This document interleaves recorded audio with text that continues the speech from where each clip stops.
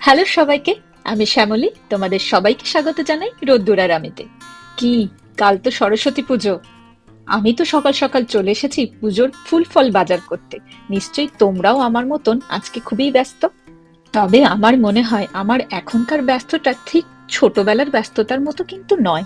বাড়িতে যতই পুজো হোক না কেন, মাথায় সারাক্ষণ ঘুরতে থাকতো কখন বাড়ির পুজোটা তাড়াতাড়ি করে শেষ হবে। আর শেষ হলেই কিছু একটু মুখে দিয়ে তাড়াতাড়ি করে মায়ের সুন্দর শাড়ি পরে সেজেগুজে বন্ধুদের সঙ্গে দল বেঁধে স্কুলে যাওয়া। মনের ভাবনাটা তখন এরকমই ছিল, পারলে মায়ের বেনারসিটাও পরে নিই।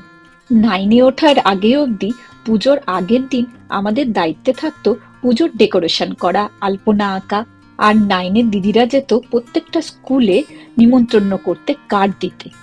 তাই যেইবার আমি নাইনে উঠলাম, বেশ শাড়ি পরে সাইকেলে করে প্রত্যেকটা স্কুলে কার্ড দিতে যেতাম, আর মনে হতো হ্যাঁ, এইবারে কিন্তু আমি বেশ বড় হয়ে গেছি। আর সরস্বতী পুজোর দিন শাড়ি পরে বন্ধুরা মিলে ফটো স্টুডিওতে গিয়ে একটা ফটো তো তুলতেই হবে।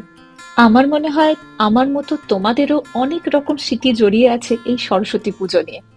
যাই হোক, তোমাদের সঙ্গে গল্প করতে করতে আমার কিন্তু ফল ফুল আর মিষ্টি কিন্তু কেনা হয়ে গেছে। এইবারে আমার ঘরে ফেরার পালা। আজকের ভিডিওটা এখানেই শেষ করছি। ভিডিওটা ভালো লাগলে প্লিজ একটা লাইক আর কমেন্ট করো। চলো, বাই বাই।